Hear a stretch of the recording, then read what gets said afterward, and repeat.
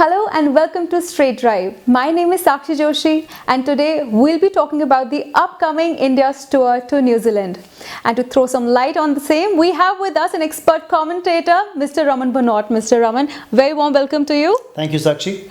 So starting the show, I would like to ask you, we know that the squad, Shikhar Dhawan has not been included. Yes, he's been injured. That's the big setback for India. Yes, it's a 5 T20, 3 ODI, 2 Test series, so long tour of New Zealand.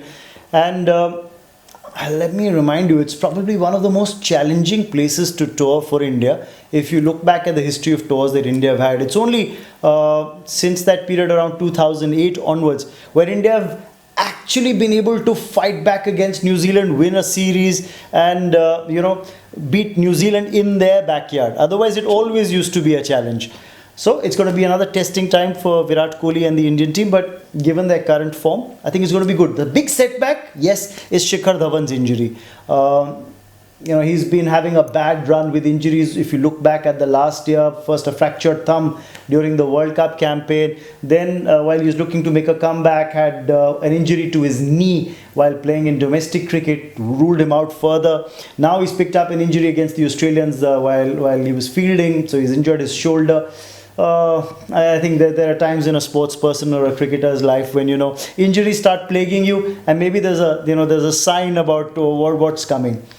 Having said that, I think Shikhar Dhawan is critical to India's fortunes. Critical. And the reason why I say it is, you look back at India's success over the last 12 years or so, or 13 years or so, and you'll find that at the top of the order, there's been a left-hander who's been in great form for India, and that is why India's actually done well while batting. I talked about New Zealand and that tour back in 2008. Gautam Gambhir was in prolific form. He was taking the New Zealand bowlers apart. Gambhir was in great form in the T20 World Cup that we won. Gambhir was also in great form when India won that 2011 50-over World Cup. Shikhar Dhawan himself was in great form in 2013 when India won the Champions Trophy. He was in great form even in this World Cup till the time he got injured, and suddenly you had problems brewing for India. He batted despite that injury against the Aussies and got valuable runs. So I think his injury is a big setback for India. Right. Talking about the top order batsmen, we also have KL Rahul and we have Rishabh Pant in the squad as well. Now, it's quite conjecture. There's a conjecture that, Virat Kohli said that maybe they would continue KL Rahul as the keeper. Who do you think? That's going to actually make the cut? I think Sakshi, it's going to be a big challenge. Keeping in India and keeping in New Zealand are going to be two completely different ball games altogether. Yes, KL Rahul has done well. Keeping wickets in the ODIs, in the 2 ODIs when Rishabh was injured. I think he did fantastically well, and also gave India, as Kohli said, the option of playing an extra batsman, which is a plus. But when you go to New Zealand, I think in that T20 lineup, you will see both Rahul and Rishabh Pant, with Rishabh keeping wickets. That's what I think should be the logical norm of having Rishabh in the T20 format. You need an explosive player like Rishabh. He was concussed, so he didn't play the last 2 ODIs. But I think come New Zealand, you'll see Rishabh in the lineup. You'll see Rishabh keeping wickets. And because Shikhar's injured, that's why KL Rahul will open with Rohit Sharma. And it'll give an opportunity to Rishabh to bat at 4 or 5. Well, who'll keep the wicket? We'll have to wait and watch. But coming to talking about injuries, we must talk about Pandya's injury.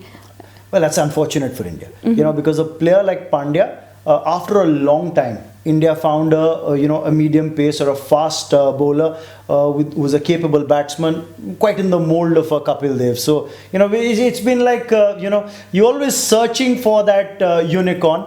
You keep searching, you don't find it. You've looked at alternatives. So I think that's a rare breed in Indian conditions, to find a quality bowler who can bat or a quality batsman who can bowl at genuine pace. True. So I think Pandya fitted that bill.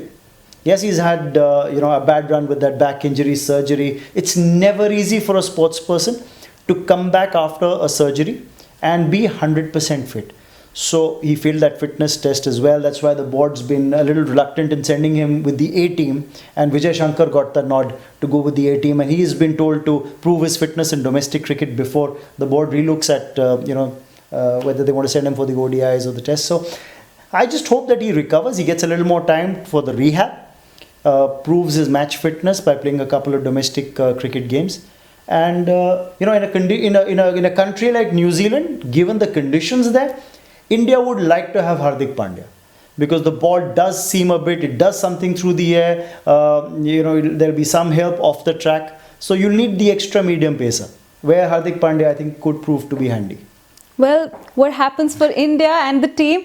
We have to wait for the games to start, but for now, that's it in the Straight Drive. For more such cricket updates, stay tuned to Straight Drive. This is Sakshi Joshi signing off.